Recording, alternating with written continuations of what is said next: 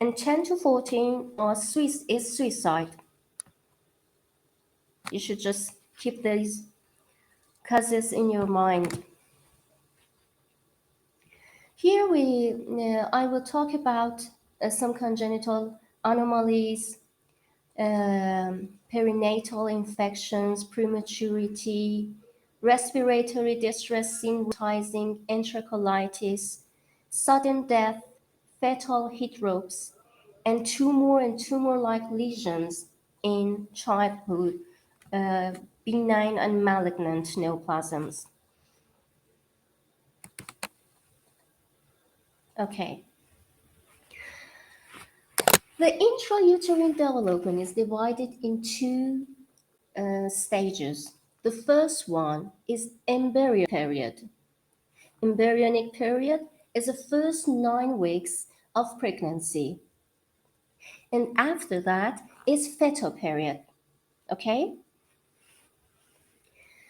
During the first 9 weeks of pregnancy, that we call it embryonic period, the embryo is too susceptible to teratogens, mainly between the 4th and 5th weeks. Okay?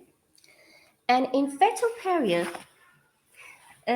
because the growth is happen in the organs, the baby is more susceptible, his or her organ is more susceptible to injury or growth retardation.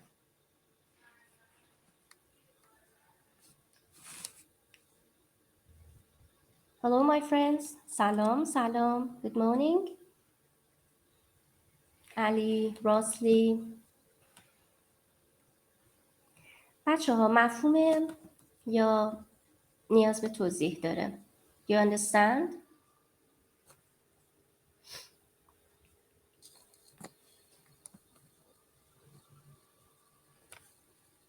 Thank you, Safdar.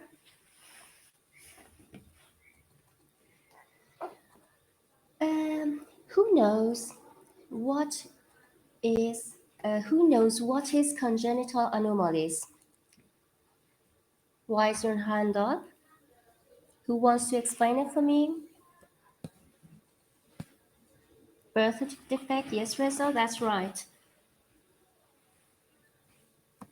It means that the defect that you can see at birth. That's right. This is congenital anomaly.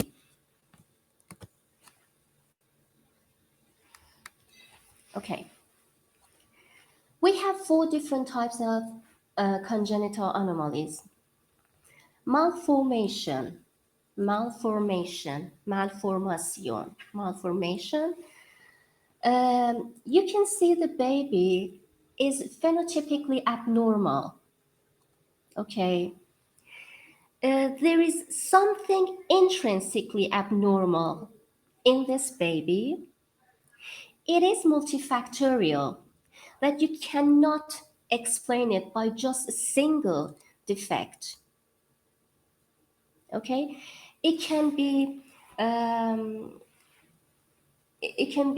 related also to internal malformation, just one internal or multiple internal malformation, and it can be lethal or not lethal. So malformation is it's an error which is multifactorial. It is intrinsic, not lethal. Here you can see different types of malformation. Some different types of malformation. Polydactyly mean an extra digit. Syndactyly mean fusion of 2 fingers or fusion of digits, and cleft palate and cleft lip. Disruption. Disruption means secondary destruction of the organ that was normal in development before this extrinsic disturbance happened. For example, amniotic band. Look at this picture. You can see amniotic band that tie around the limb of the baby, and this will cause abnormal abnormal phenotype of his or her leg that was normal before um, this disturbance happened. Okay,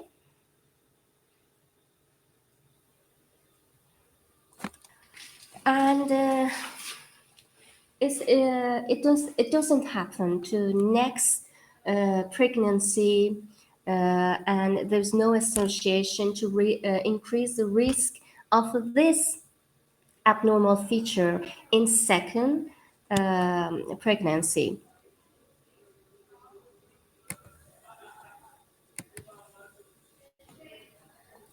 You can see here amniotic band around the finger.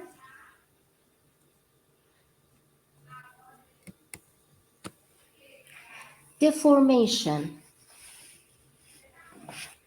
Deformation means um, it is related to biochemical force which can be localized or can be generalized and compress the baby completely or locally.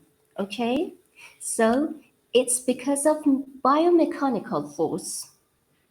The example is uterine compression. Most of them happen between the 35 to 38 gestational age because in this time the fetus will grow rapidly. The uterus is not grow that much rapid, and also the amniotic fluid is decreased in this time. So the uterine compression will be high, and this will cause deformation in the baby. Some other causes are maternal conditions. For example, in first pregnancy, the small uterus, malformed uterus. You can see some malformed uterus here. Sometimes they have a wall. There is a wall. There is a septate uterus, and so the cavity that fetus is inside it is small. Also, some tumors in the uterine will cause compression, for example, leiomyoma. And also, multiple fetus, abnormal presentation of the fetus, and oligohydramnios are the cause of compression to the baby and deformation.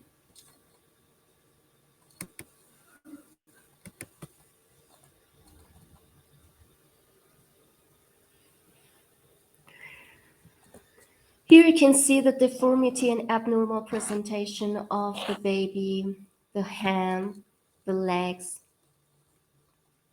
inward bending of the legs, outward bending of the hands. Sequence. In sequence, just single aberration will cause multiple congenital anomalies. This single aberration may be malformation, disruption, or deformation.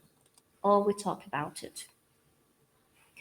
An example is Potter syndrome, as you can you see it in the previous in this slide. Potter syndrome will caused by oligohydramnios. Oligohydramnios mean the less fluid, amniotic fluid that will caused by maternal or placental or fetal abnormalities. For example, oligohydramnios may caused by hypertension of the mother. And also it can caused by leakage of amniotic fluid. or also by renal agenesis of the fetus, because urination is a major cause of production of amniotic fluid. So when oligohydramnios happen, the fluid around the baby inside the uterus is low and fetal compression will happen. Okay, so the Potter sequence happen. The baby has abnormal presentation, abnormal presentation of the limbs, club foot, inward bending of the foot.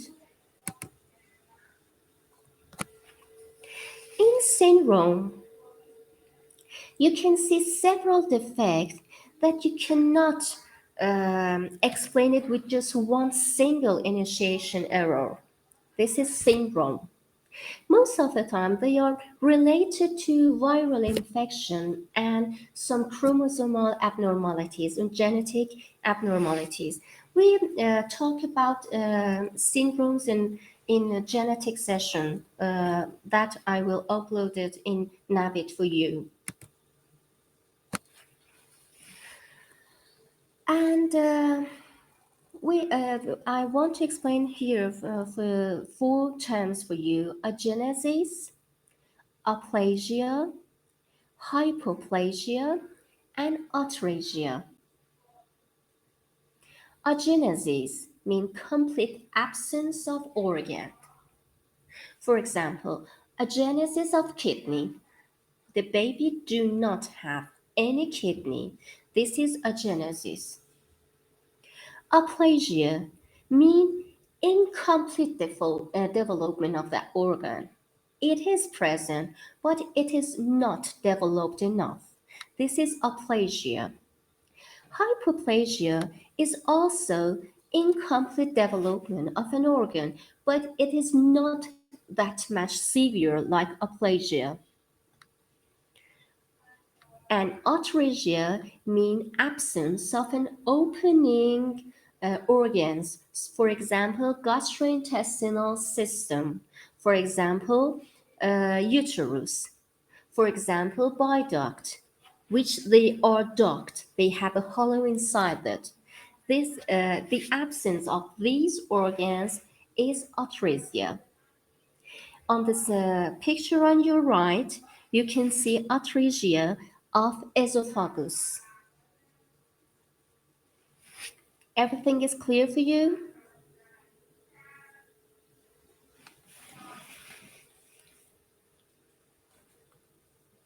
Okay.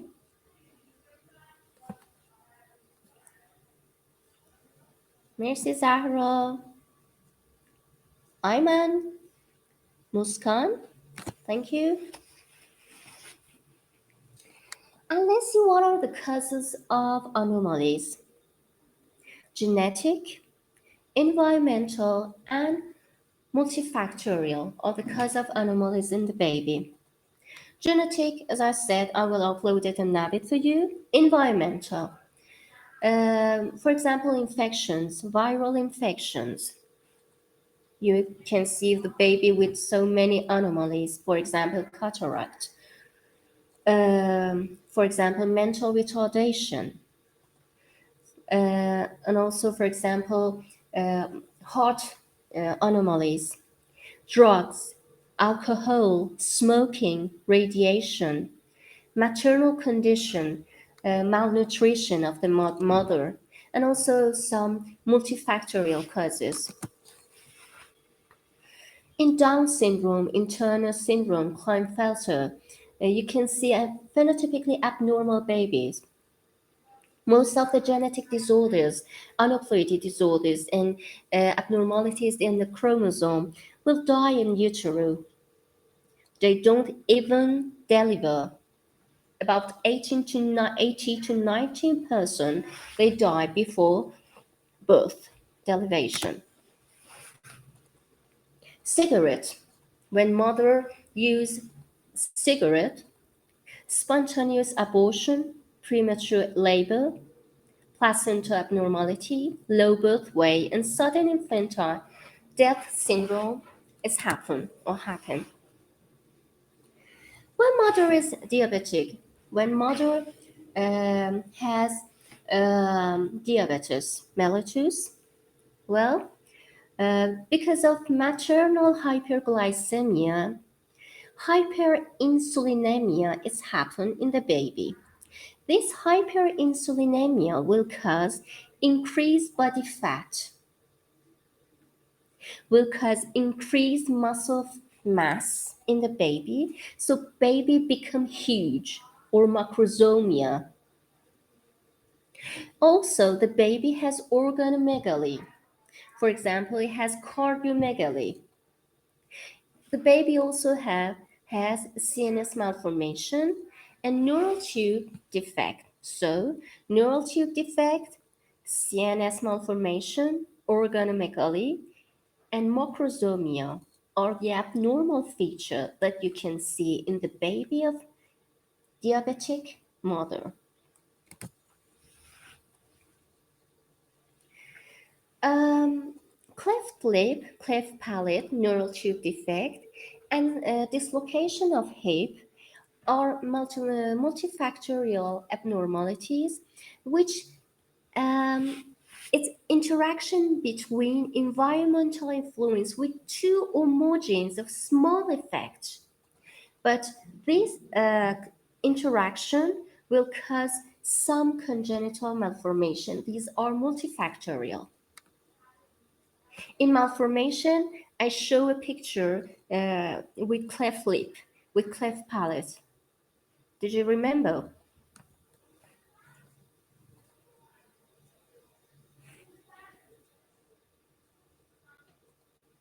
Vani, you was the first person that come inside the class. Vani Sepatullah, yes?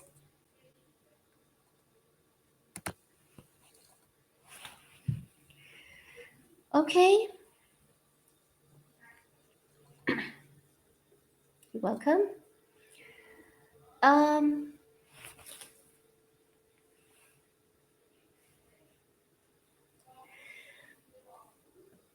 the fetus may become infected in two ways. Um, I want you, one of you, that speak for me about these two way, transcervically and transplacentally. What do you think? What is transcervically? Help me or write for me. What do you think? What is transcervically? Or what is transplacentally? You won't write for me. Write or raise a hand.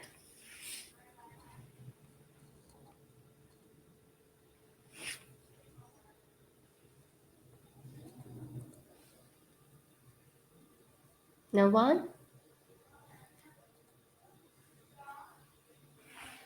Infection through placenta vs. infection through vaginal canal or cervix. Yes, that's right. Teresa, thank you. More often happen at the time of delivery, I guess. That's right. But it can happen also before the delivery. Yes.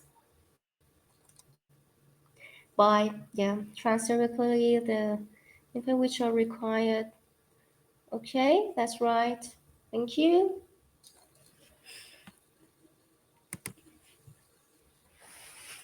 Transcervical or ascending type. Um, Maybe acquired in utero or during birth. So it can happen also before delivery. The most of the infection cause in this type are alpha hemolytic streptococcal infections and also viral infection, for example, herpes.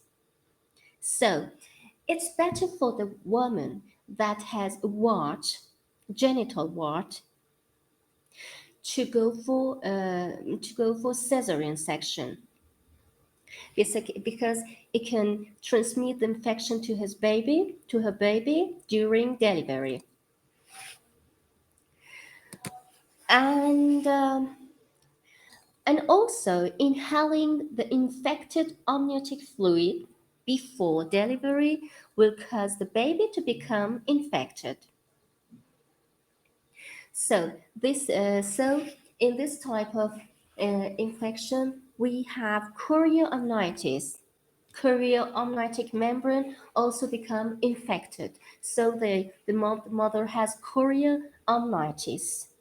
And also, the baby has inflammation in the umbilical cord that we call it phoenizitis. So chorioamnitis, phoenizitis will be happen in this type of infection. It can happen during delivery and before that, during inhaling of infected amniotic fluid. And the main pathogens are alpha hemolytic streptococcal infection and herpes simplex virus. Pneumonia, sepsis, and meningitis are the main diseases of this type of infection. In this picture, you can see the bacteria that come inside the fluid, amniotic fluid, and traverse the amniotic membrane. And you can see the response, the inflammation response in the chorioamniotic membrane. And you can see, yeah, and you see, and this will, we call it chorioamnitis, the inflammation of chorioamniotic membrane. In transplacenta, the pathogen will um, access the baby by the blood, by the um, um, bloodstream, via hematogen way. Excuse me. So it can happen in any of the time of during gestation. Even it can happen during delivery because sometimes there is transfusion between mother and baby during delivery. In this type, HIV and hepatitis B virus um, can access to the baby. So also in HIV positive mothers and hepatitis B or hepatitis C virus infection of the mother, it's better to mother go for cesarean section as well. In this type also the infections that we call them torch. The T is for toxoplasma, others are rubella, cytomegalovirus, and herpes. These types of infection can reach the baby by bloodstream.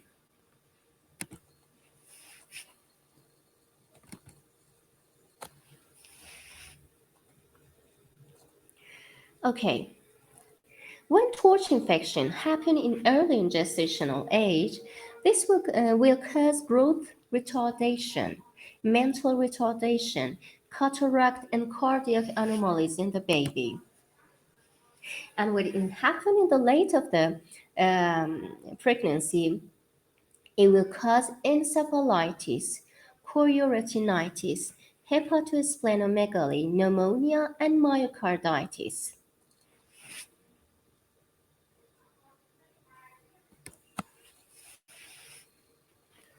Prematurity and growth restriction. What is prematurity? Everything is clear for you? You understand? Not boring?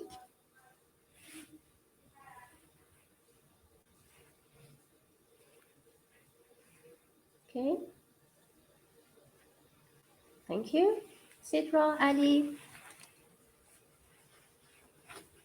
Sid Hussein, thank you. What is prematurity?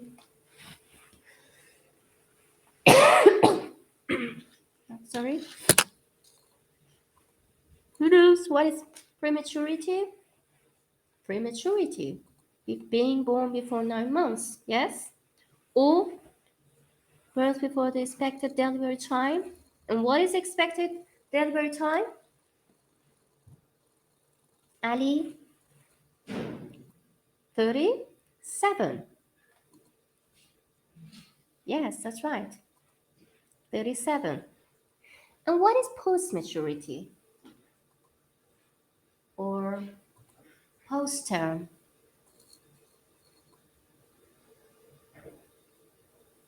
After 42 is post-term. Prematurity, 42. Muhammad is 42. No.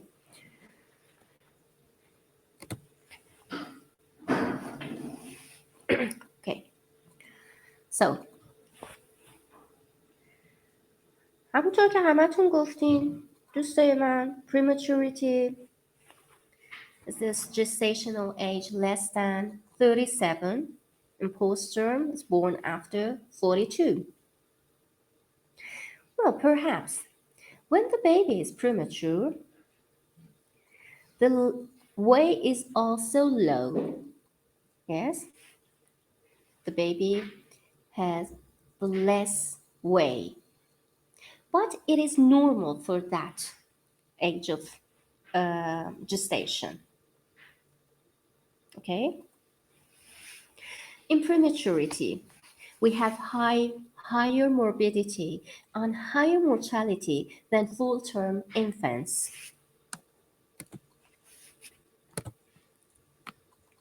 And also, prematurity is the second most common cause of neonatal mortality, second to congenital anomalies. So what are the major risk factors of prematurity? The major risk factors for prematurity are rupture of membrane, chorionitis, infection of chorionic membrane, infection, intrauterine infection, we talk about it, some structural abnormality of the uterus, wall inside the uterus, and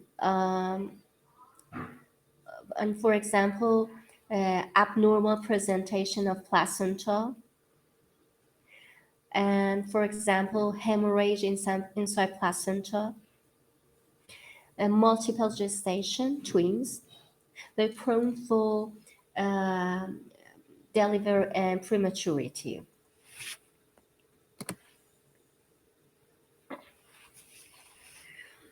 So, in premature babies, there are some important complications. Respiratory distress syndrome or Hilden membrane disease, necrotizing enterocolitis, sepsis, intraventricular, intra-brain, central nervous system hemorrhage, and also developmental delay will happen in premature infants. What was infants? Infancy period was first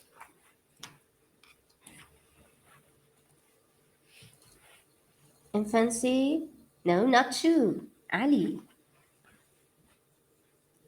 Yes, one. Infancy, 1 year, yes, before 1 year of life. Okay, small for gestational age.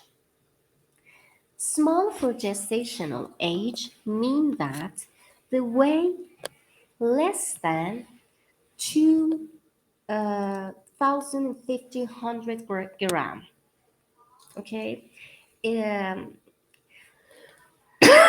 sorry. Um, there are several different causes for small for gestational age, low weight, some fetal abnormalities, maternal abnormalities, placental abnormalities, and also unknown or idiopathic. Fetal abnormalities, for example, chromosomal disorders. For example, infection, torch, will cause small abnormal fetus. And in this type of abnormalities, the growth restriction is symmetrical, and all the organs, all the system of the baby are affected equally.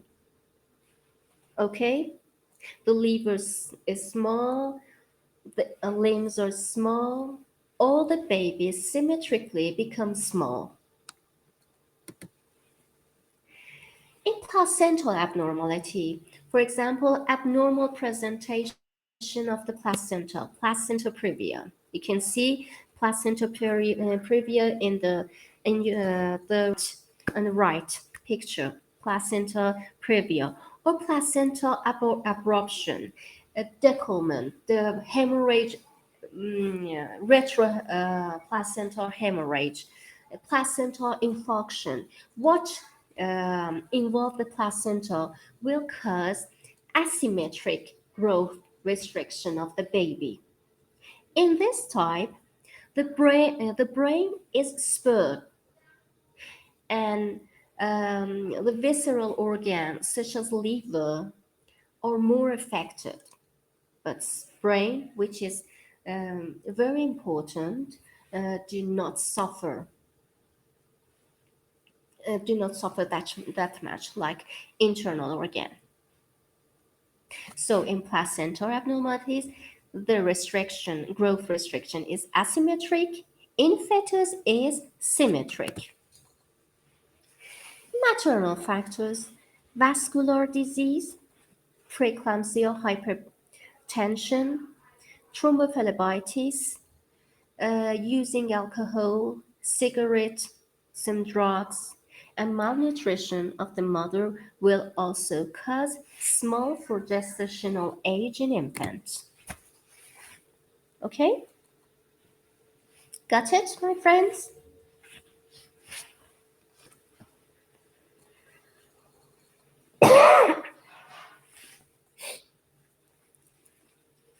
Sidra, Muskan, Ali Arshad, thank you.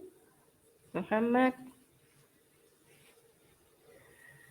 Okay, who knows what is respiratory distress syndrome?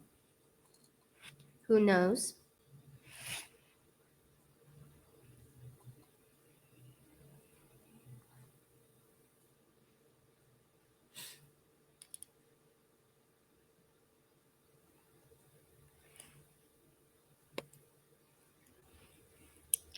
Who knows what is respiratory distress syndrome?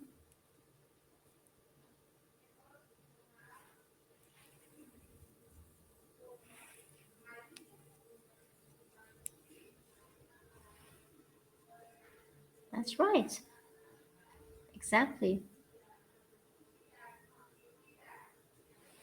That's right. Reza, Ali, thank you. Excellent, and thank you.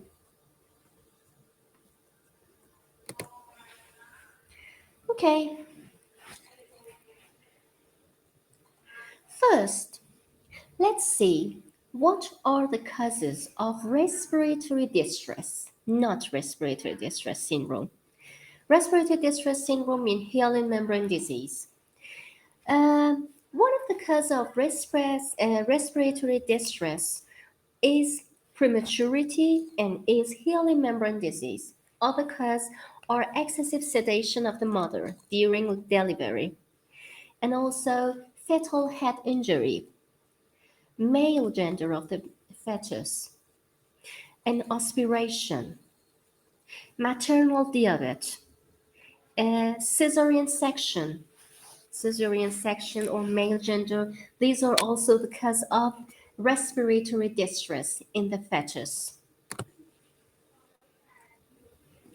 But RDS, respiratory distress syndrome, or hyaline membrane disease, as you said, Reza and Ali, is because of less production of surfactant in premature baby. Um, you see, when the baby is near the just term, for example, it's more than 34 weeks of gestational age, the RDS may occur just less than 5%. But in 28 weeks, in less than 28 weeks, this is about 60%. So it's higher in premature baby than mature.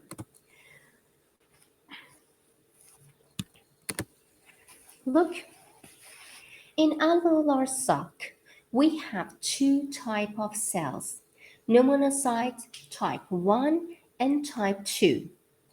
Type 2 is the cell you can see in pink color. It's the cells that produce surfactant. Surfactant is a protein that with inhalation, and when the by first inhalation of the baby, when air go inside the alveolar and open the alveolar sac, it covers the inside the alveolar sac.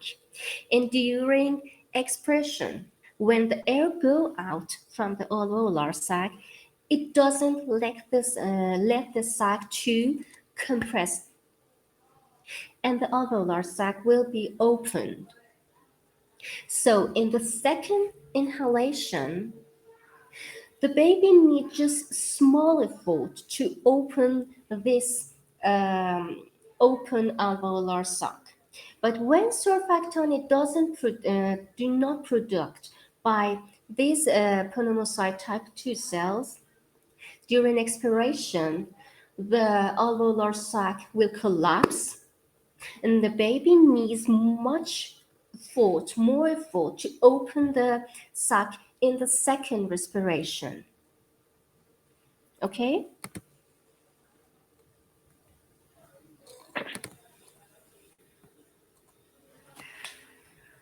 Um, on the right, you can see normal alveolar sac,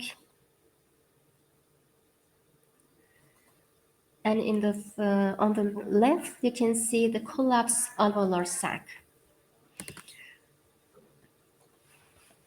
Okay, and this will cause the hypoxia of the baby, atelectasia of the lung, hypoxia, and this hypoxia will cause or decrease of oxygen will cause acidosis and damage to the endothelial lining of vessels just adjacent to alveolar sac, and also the epithelial lining of alveolar sac. So in this picture, you can see normal alveolar on the left, which are open, and the other one on your right, you can see collapse and atelectatic alveolar sac. When the damage happens in epithelial lining of alveolar sac and endothelial lining of adjacent bloodstream, so they will be increase in permeability of the cells between the uh, alveoli and the bloodstream, or red blood cell go outside and damage, and the fibrin material go and deposit inside the alveolar sac.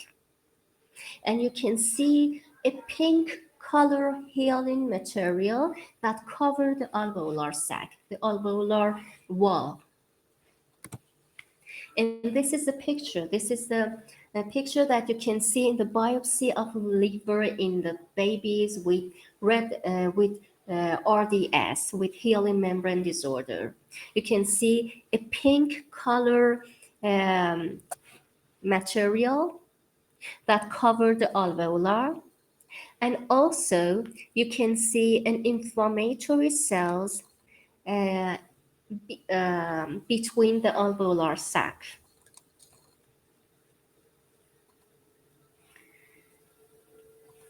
Is everything clear for you? Do you understand?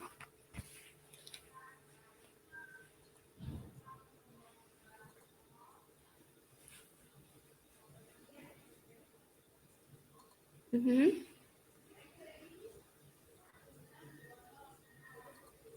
Okay.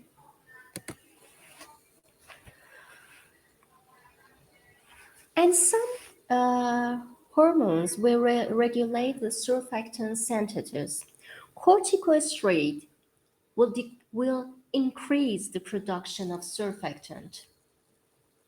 Also, intrauterine stress and labor will increase the synthesis of surfactant, but high level of insulin, will suppress the production of surfactant.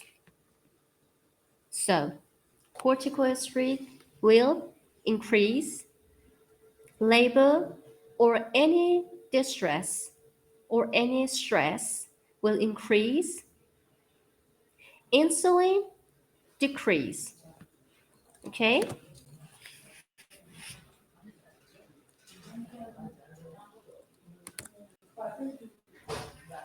By using exogenous surfactant to premature infant, um, there is so uncommon for infants to die by RDS nowadays.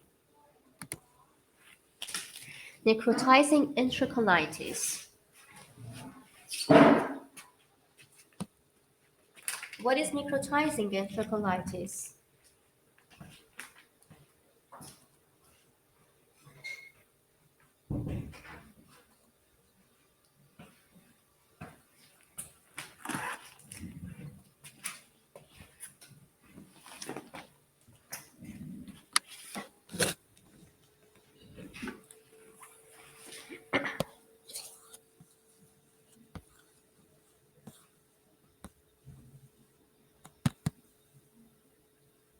Fatima Daqiq, are you here?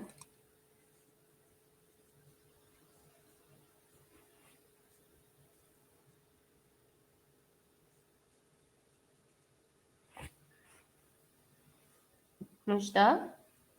Sajid? Who wants to help me to tell me what is necrotizing enterocolitis? And what is enterocolitis? Enterocolitis. Sidra,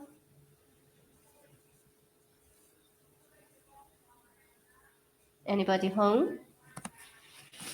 Yes. There's a hello, Fatima. Inflammation of the colon, yes. Bacteria invasion of intestine. I'm here. Yes. Inflammation of intestine in newborn. That's right. Yes, enterocolitis means inflammation in um, colon, okay? In the wall of colon. Necrotizing mean become dead, and is prone to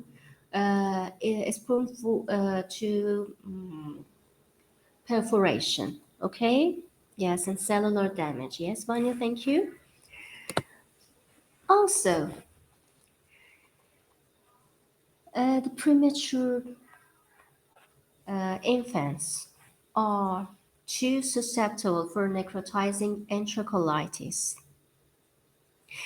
Most of the time, it happens in terminal ileum, second, and right colon because of more poor supplement, blood supplement than left side of colon.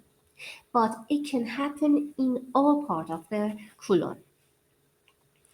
The affected and the involved segment become fragile, distant, discolored, and perforated. Okay, and perforation will come and will cause peritonitis. So, by microscopic examination, the colonic mucosa and also colonic wall become ulcerated. The necrosis may become transmural and affected all layers of the colon. When affected all layers of the colon become perforated. There is an inflammation of neutrophils, lymphohistiocytes in the wall of the colon. Granulation tissue will formed. What is granulation tissue? Do you know? Granulation tissue is composed of proliferated fibroblasts, proliferated capillaries, and, and inflammation. These are together granulation tissue. Okay? So, in necrotizing enterocolitis, ulceration, granulation tissue formation, transmural inflammation, and sometimes perforation is happen. There is accumulation of gas inside the wall of the colon, and this will cause the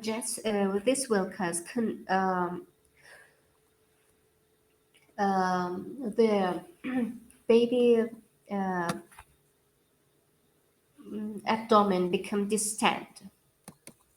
Here you can see the accumulation of gas inside the wall of the colon. You can see as empty white space. The baby will have bloody stool, the abdomen is distended, and circulatory collapse will happen. Sometimes they need, in most of the time, they need operation to dissect the affected necrotic area.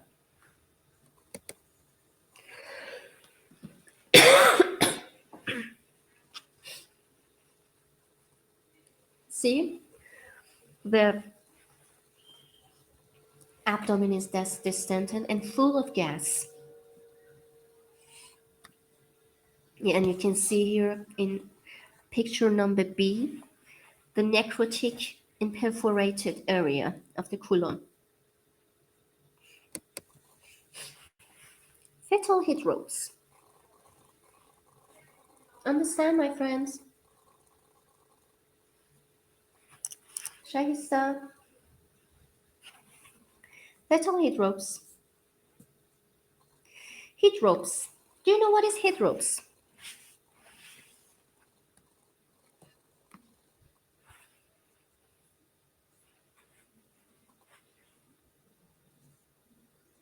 Hydrops. That's right. Reza, you know everything. Edeno, that's right.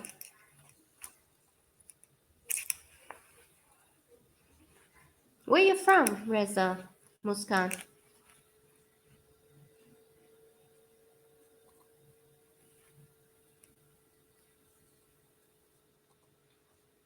India, Muskan, Pakistan.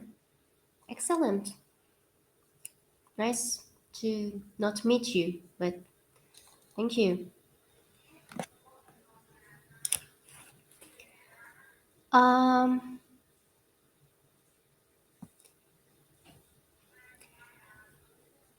yes. Fetal hydrops mean accumulation of fluid inside the baby. It can be localized or generalize. In this table, you can see a major cause of fetal hydrops, cardiovascular causes, chromosomal, fetal anemia, twin gestation, infection, tumors, and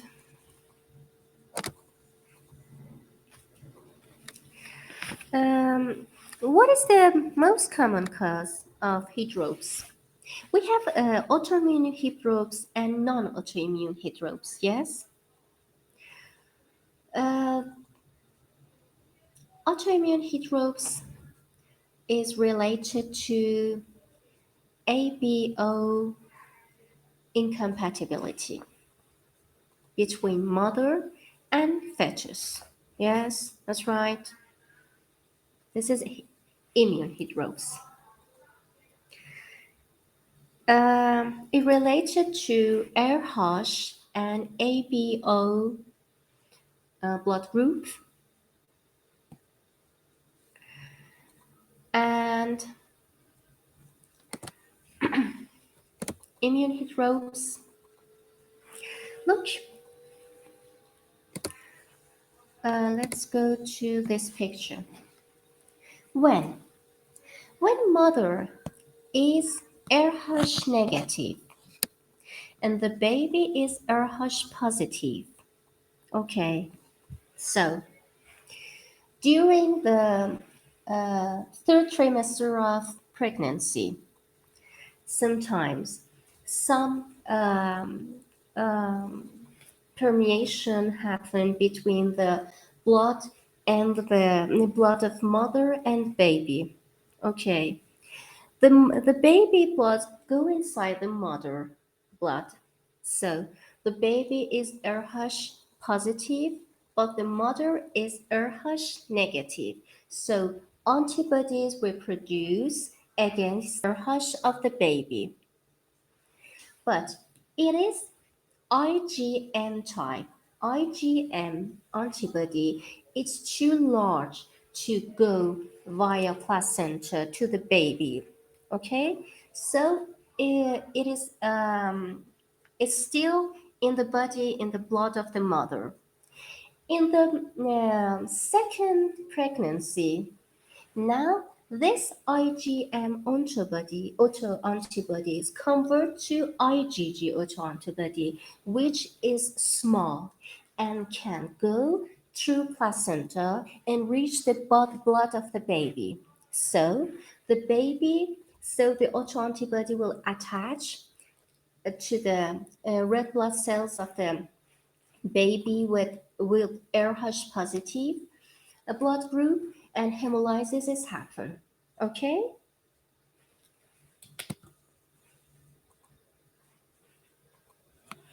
Also, this reaching the fetal can reach the maternal circulation also during birth, during delivery. Sometimes it's happen. Okay.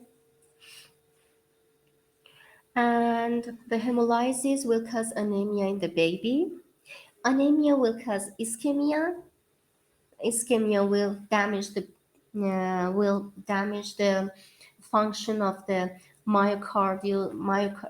of the heart, and heart will uh, cause a cardiac failure, and cardiac failure will cause liver dysfunction. Liver dysfunction will cause um, hypoalbuminemia, and hypoalbuminemia will cause edema. Got it?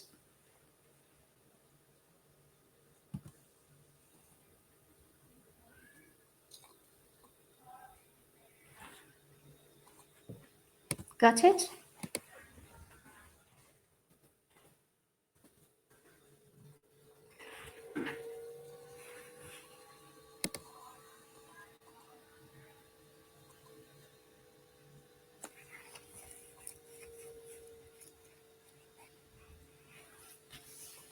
Got it?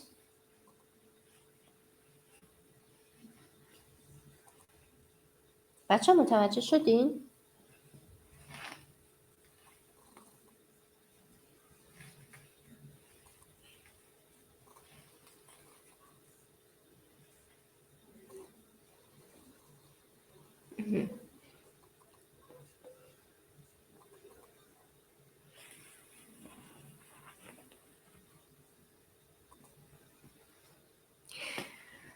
Okay.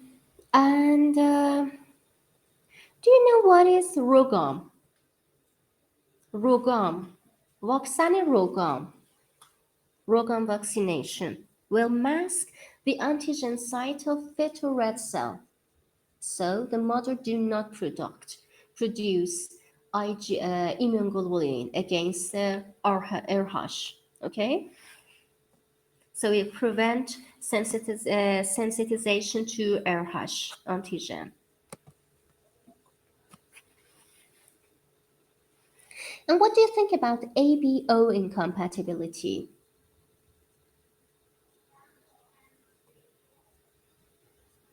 The hemolysis is not that much severe like RH. You know why? Because um, you know ABO antigens are just not located on red blood cells. They are located on all cells of the body.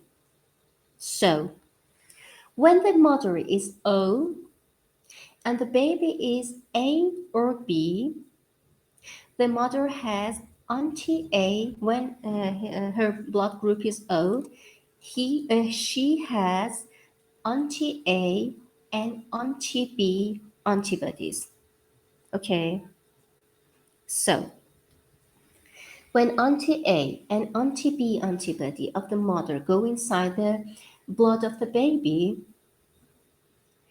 it go attached to not just the red blood cells of the baby, going attached to the all of the cells in here in the baby's body. So the hemolysis is so milder than AB than RH mismatch. Okay.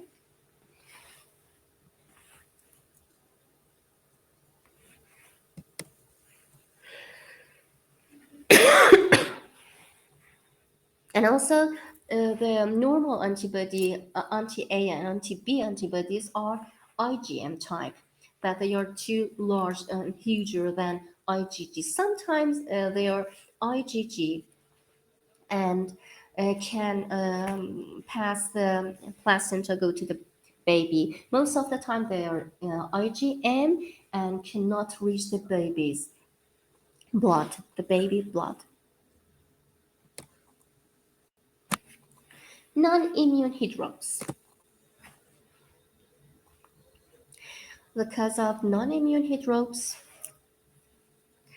um, well, anemia, chromosomal and genetic disorders, internal in trisomy 21. They are most common of non-immune hydrops. These are not important. You can find it in the table that I put it in the slide for you. Okay, tumor-like lesions of infancy. This is the last chapter I want to talk about it. If you want, we can have about 10-minute rest and come back again. Okay, or not?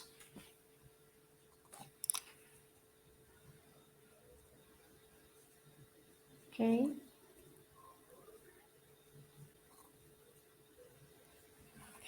Maybe I think about maybe a half an hour.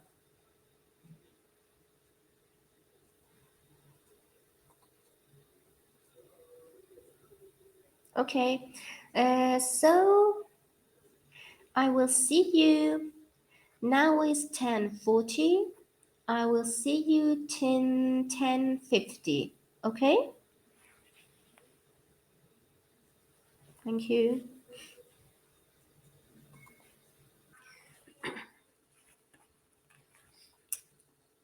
بچه ها هستین؟ سلام شایسته سید حسین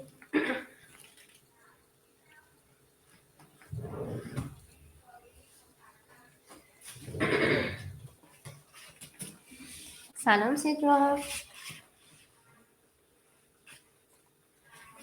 خب the last part is tumors and tumor-like lesions of infancy and childhood.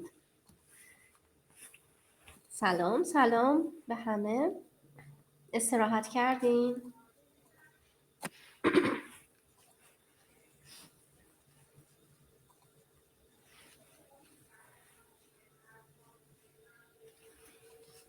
Bonnie, where are you?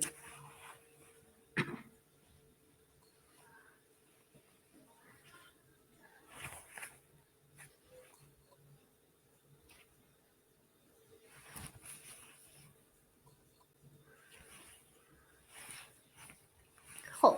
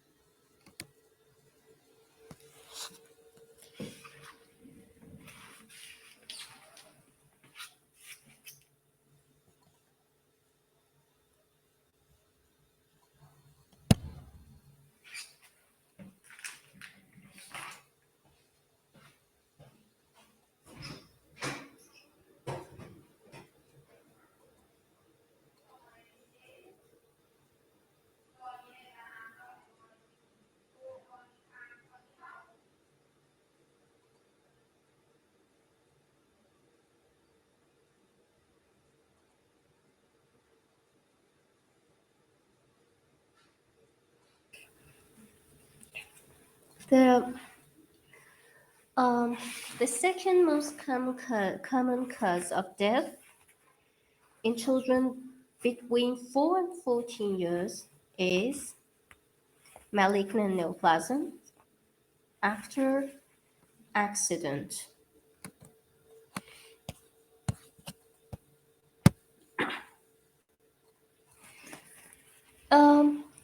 Heterotopia or choriostoma. Heterotopia or choriostoma. Choriostoma means normal cells or normal tissue in an abnormal location. For example, a pancreatic tissue, a normal pancreatic tissue inside the stomach. For example, um, a normal gastric tissue inside the small intestine. Okay? We call this example heterotopia or choriostoma. A normal tissue in an abnormal location. Okay? Sometimes because of the different nature of these tissue, it can be confused with neoplasm.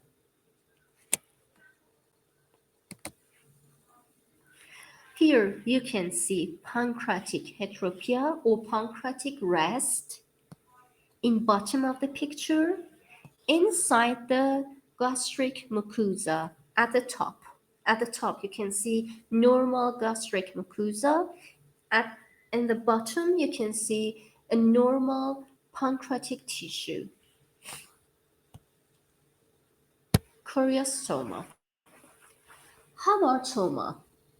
Hamartoma means a normal but disorganized and haphazardly overgrowth of a tissue or cells inside a native organ. Okay? Haphazardly arranged overgrowth of a tissue inside a native organ. For example, a lung hamartoma, a normal and mature cells and tissue of lung, but haphazardly arranged inside the lung. Got it? This is hamartoma. Um, hemangioma, lymphangioma, rhabdomyoma are the types of hamartoma. And they are also not important because can mimic neoplasms and become confusing. Here you can see long hamartoma. It produces a mass um, which is not connected to the airway and composed of cartilage, airway, and mesenchymal cells, but haphazardly arranged in producing a mass, well demarcated mass. Hamartoma. Um, it was clear for you?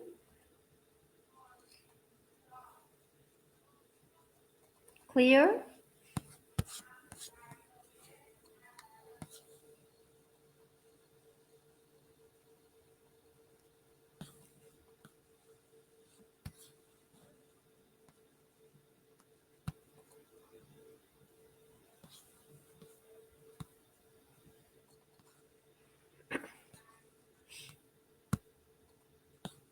سوالی دارین بچه ها؟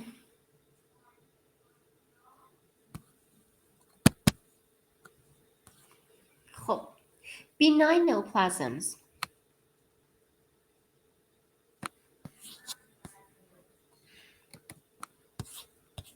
Benign neoplasms. For example, the most common of benign neoplasms in the baby and infants are hemangiomas, lymphangiomas, and teratomas.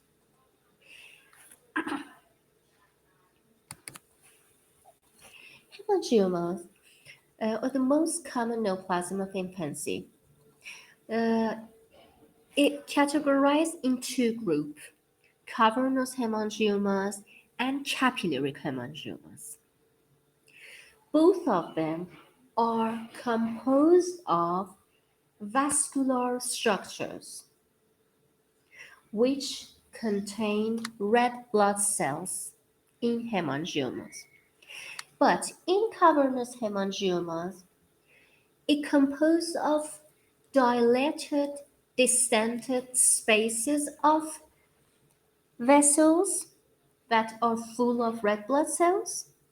In capillary hemangiomas, it composed of smaller vessels with small lumen that contain small amount of red blood cells. So both of them are hemangiomas. Both of them are composed of vessels, blood vessels, cavernous mean dilated and distended spaces full of red blood cells, and in capillary they're composed of small vessels with some red blood cells inside the lumen. And they are arranged in lobular structures, which are septated by fibrous stroma. Most of the hemangiomas are located in the skin. Most of them are located on the face and head and neck. They have um, sometimes they are elevated, irregular, red in color, and sometimes they are huge and flat, such as port wine stain. You can see in the picture. In cavernous hemangioma, you can see a large distended spaces full of red blood cells and a septate and a fibrous septate between these blood-filled area. This is cavernous hemangioma. You know, Mr. Gorbachev, he has a large hemangioma on her scalp, and on microscopy, it was, I think, it was cavernous hemangioma, a large distended spaces filled by red blood cells with some fibrous septum. You know, Mr. Gorbachev?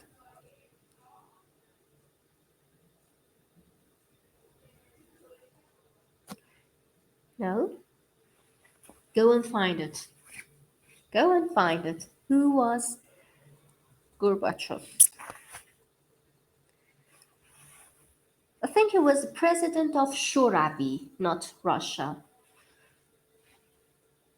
Before Russia, Shorabi, Gorbachev was president. Okay, capillary hemangioma. Look, it composed of small vessels with small lumen that contain small amount of red blood cells,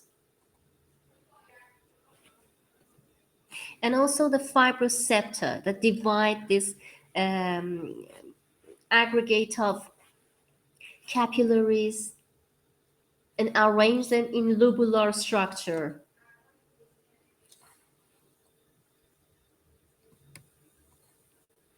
Lymphangioma is lymphatic counterpart of hemangioma.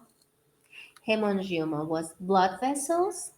Lymphangioma is lymphatic vessels. Okay? And also, in lymphangioma, some lymphocytic infiltrate is present. And the spaces and these empty spaces contain contain lymph, which is pale fluid, not red blood cells. It's pale fluid in these dilated and distended spaces. And most of them, sometimes they are, you can see them on the skin, but most of them are deeper inside the body.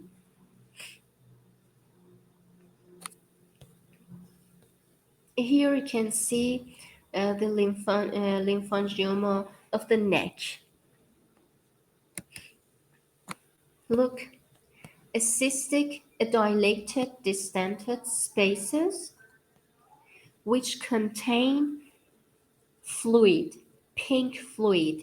And also you can see a small amount of red blood cells here, but the main part are filled by pale pink fluid, which is lymph.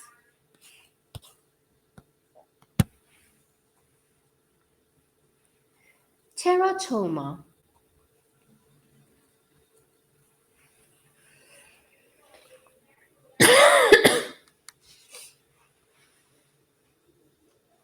Teratoma,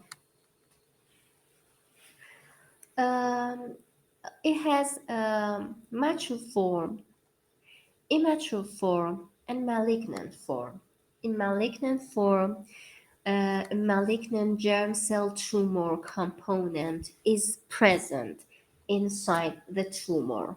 Okay, you know, the embryo has a mesenchymal cell and and ectodermal cells and endodermal cells. Okay. Endodermal cells will produce a gastrointestinal system. For example, the ectodermal cells will, or ectodermal layer will produce central nervous system, will produce skin, and mesodermal layer will produce cartilage, adipose tissue, muscle. Immature tratoma, which is more common in younger infant, in younger children, we have all of these uh, s- uh, tissues in same tumor. For example, we have a mass, for example, in sacrococcygeal area, which is composed of mature cartilage, mature skin, mature adipose tissue, mature thyroid. You can see the organ that made of ectodermal layer, mesodermal layer, and endodermal layer. Okay? This is teratoma. This is mature teratoma. In immature teratoma, uh, it also composed of cells or tissue that made of endodermal, mesodermal, and ectodermal layer, but are not mature. They are immature. For example, they have immature cartilage, so it is immature teratoma. Okay, most of the benign teratoma are you can see in younger infants. Malignant forms are in older children. Look here. For example, this is a mass in testicle of the baby. When you see it microscopy by light microscopy, you can see a clear empty spaces which are adipocytes. Also, you can see cartilage at about uh, 1 o'clock, 1 to 2 o'clock. At the center, you can see adipocytes. On the left side, you can see thyroid follicles, which are also mature. Is endodermal dry, adipocyte and cartilage are mesodermal, and at 4 or 5 o'clock, I think, you can see duct. Um, I think is maybe it's like duct of, for example, of airway. Maybe I think it's not clear for me here, but here you can see so a mass with endodermal, mesodermal, and ectodermal tissue. Ectodermal, I couldn't find any tissue which become from ectodermal layer. This is a mature teratoma. In this slide, on the right side, you can see a keratinizing skin, laminated keratin, and underlying squamous epithelium on the right. And on the left, you can see mature cartilage. So, mesodermal and ectodermal drive tissue. This is teratoma, mature teratoma. Was it clear for you? Any question?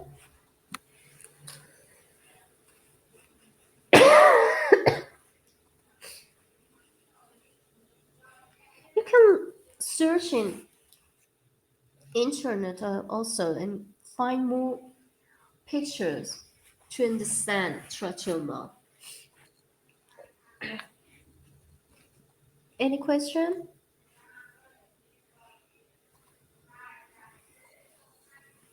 No?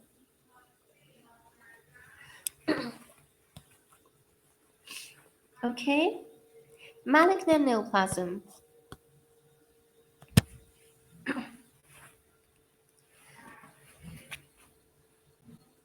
Malignant neoplasms um, in infants, most of them are made of a type of cells that we call them small round blue cells.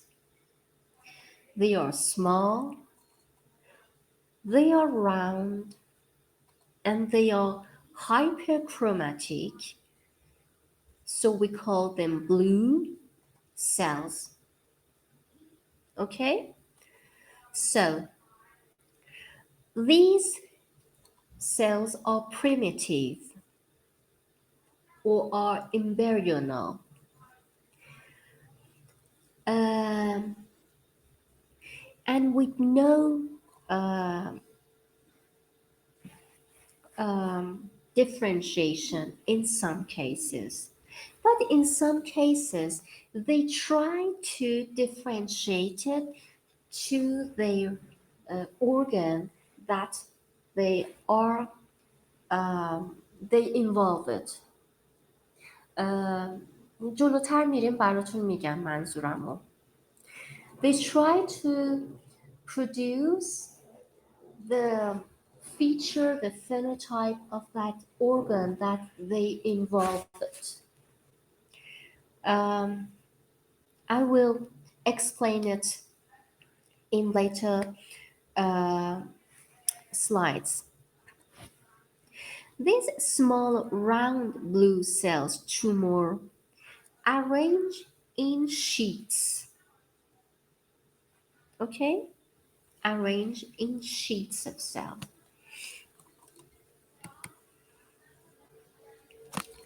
Small round blue cells tumor. Some of the small round blue cells tumor, including neuroblastoma, lymphoma, rhabdomyosarcoma, Ewing sarcoma, and Wilms tumor. Look at this picture. You can see small cells, round cells, with high nuclear to cytoplasmic ratio. The nuclei are hyperchromatic. We call them blue cells. And they have just a small amount of cytoplasm that's sometimes not visible.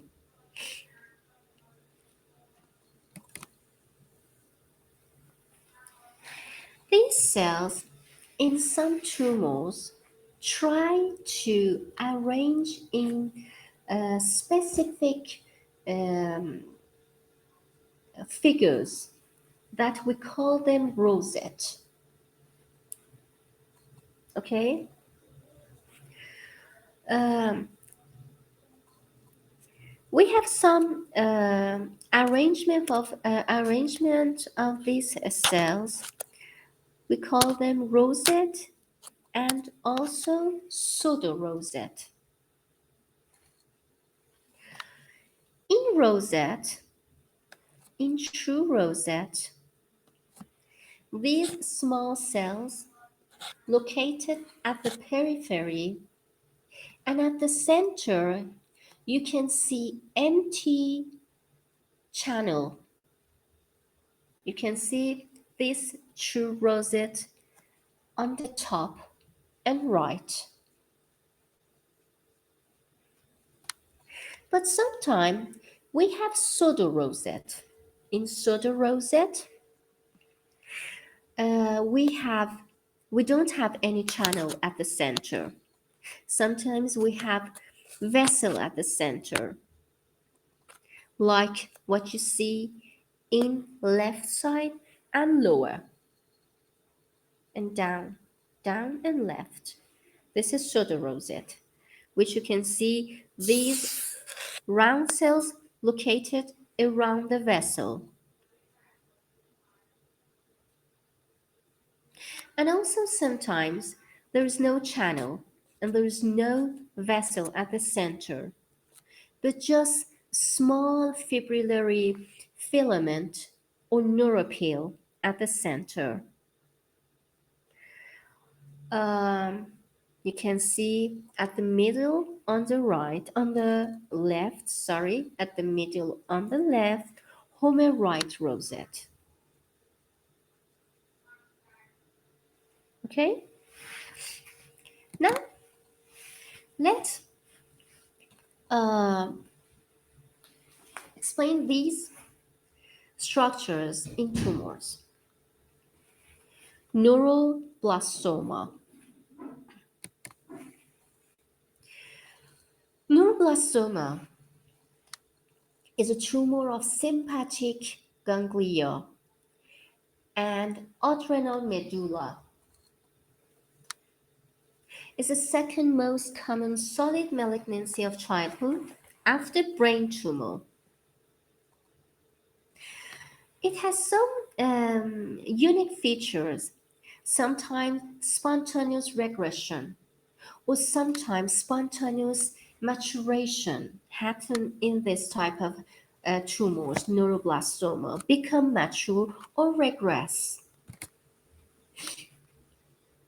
About 40% of neuroblastoma arise in adrenal medulla, and others happen in along the sympathetic chain. Okay, in adrenal gland or sympathetic chain in paraspinal area. Most of them are sporadic. Sometimes they are familial in 1 to 2%. They are familial autosomal dominant, and the related gene is anaplastic lymphoma kinase gene. And familial cases are multifocal.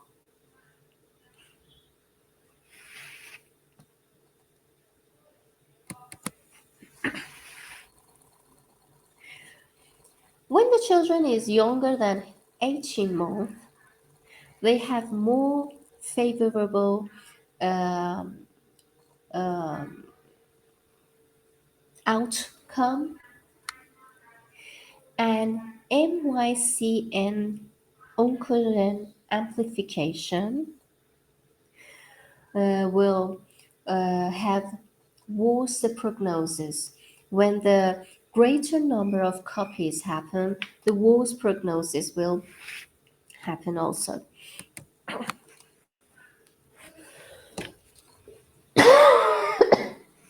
Sorry. This tumor will produce catecholamine.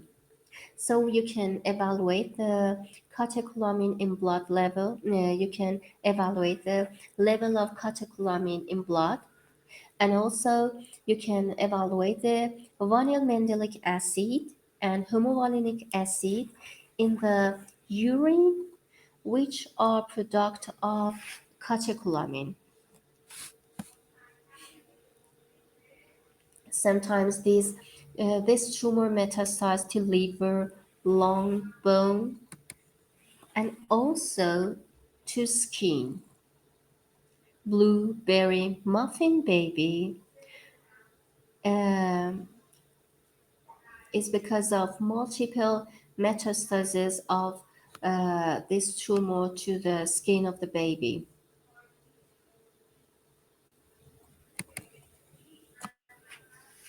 And what you can see in microscopy, it composed of small primitive cells with high NC ratio, little amount of cytoplasm, high mitotic activity, high nuclear breakdown or choreorexy,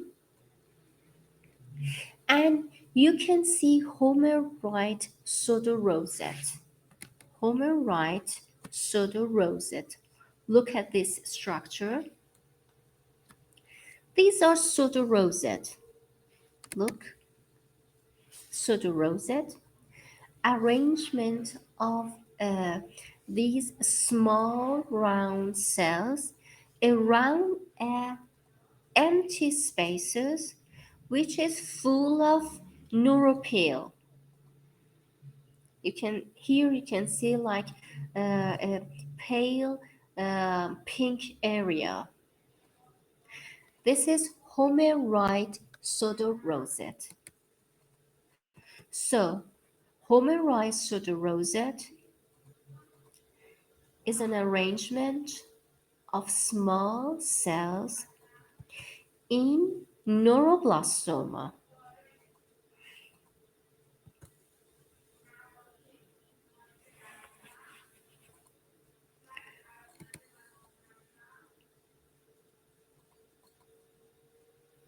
It is clear?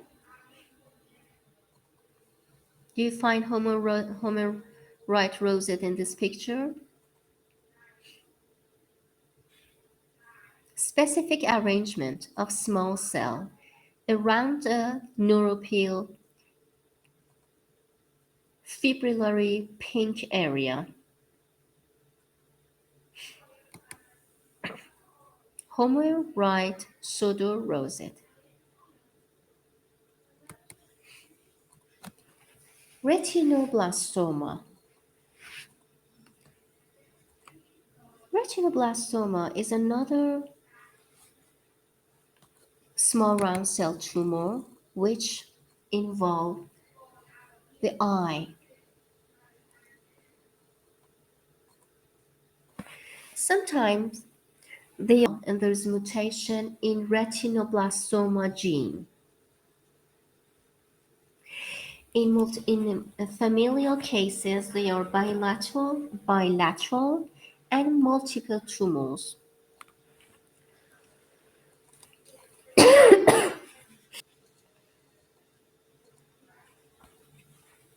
In familial cases, osteosarcoma may also happen in soft tissue.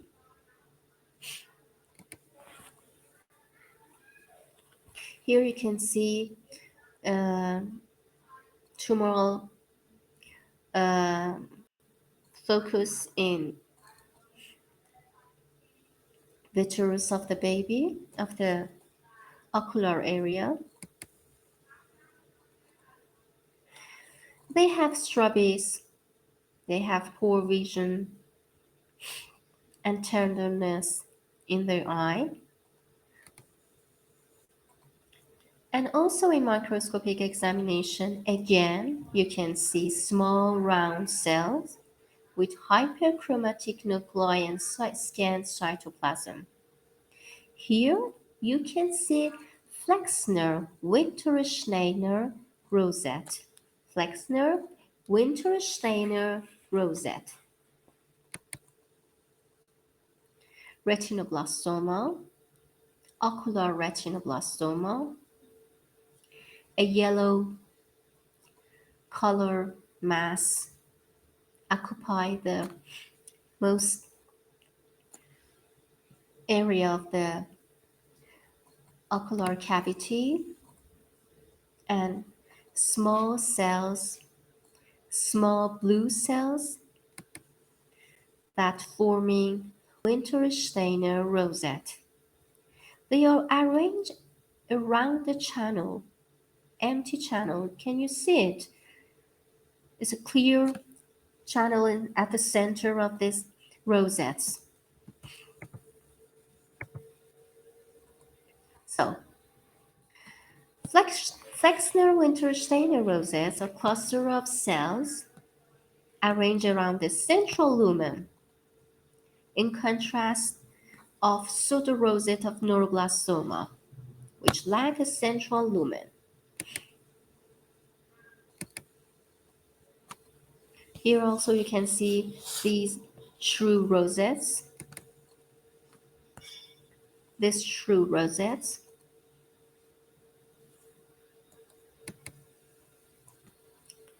Flexner Wintersteiner rosette arranged around the channel. Got it?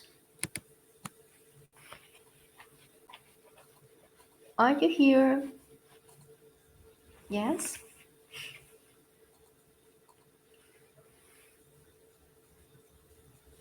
Okay. Wilms tumor. Wilms tumor or nephroblastoma, the most common primary tumor of the kidney in children, is associated with abnormality of Wilms tumor 1 and Wilms tumor 2 gene on chromosome number 11.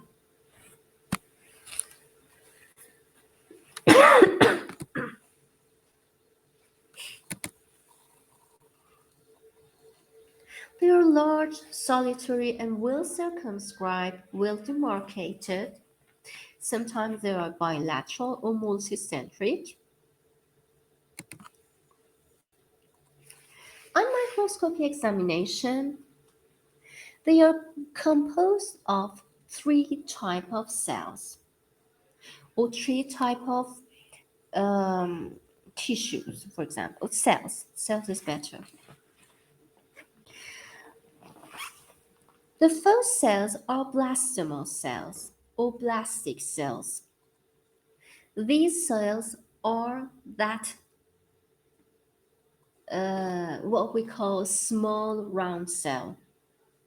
So, in blastomal part, the blastomal component composed of sheets of small blue cells. Cells with high NC ratio with small amount of cytoplasm. These are blastomal cells.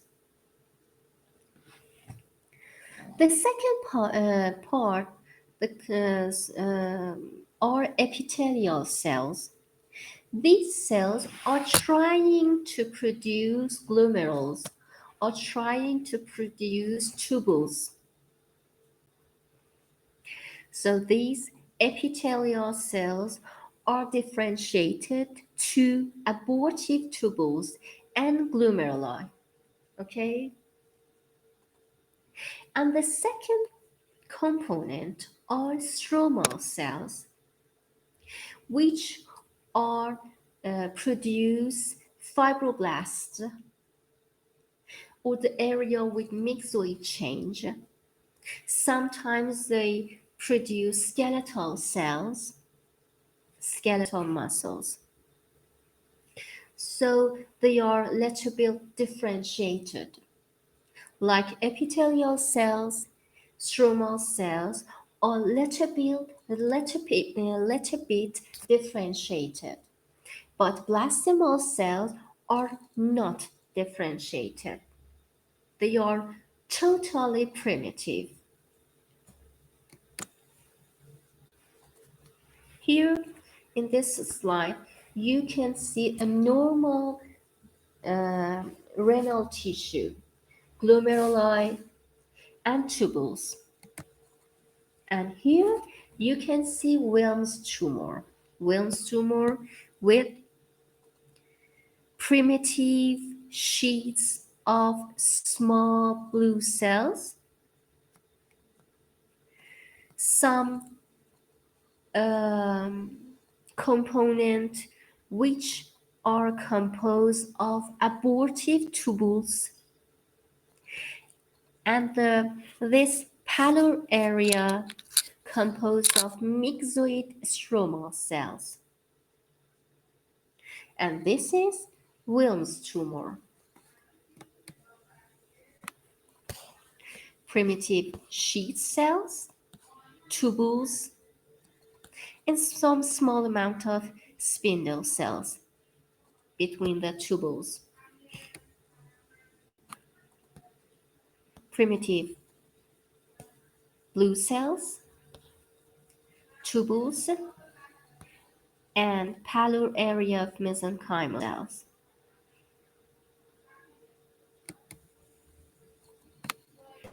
Tubules.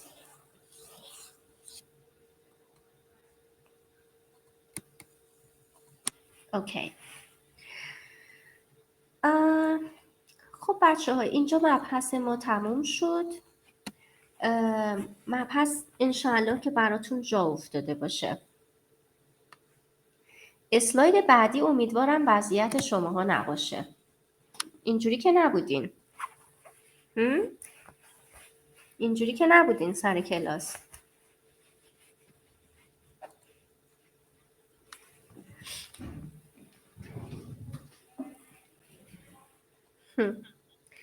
خیلی خوب.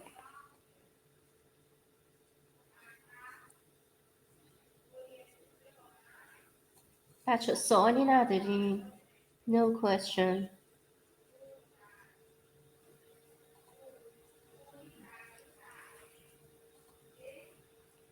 مطلب رو متوجه شدین؟ مطالب حفظی بود، باید تو ذهنتون بسپرین و کلاس عملی رو هم انشاءالله همکارای من بهتون ارائه میدن. نگران نباشین، لام ها رو باهاتون ریویو میکنن و انشاءالله کلاس ژنتیک رو هم که براتون بارگذاری میکنم تو نوید. کلاس امتحان هم همین مطالبیه که بیشتر در موردش صحبت کردیم. خب تستی هست و یه نگاهی هم قطعا باید به کتاب بندازین دیگه، چون مطالب توی اسلاید ها گزیده ای از اون چیزایی هست که توی کتاب اومده، ولی بیشتر از اسلاید ها خواهد بود، اما کتاب رو هم بخونین حتما. خب امیدوارم که استفاده کرده باشین. بچه‌ها موفق باشین. اگر سوالی ندارین من خداحافظی کنم.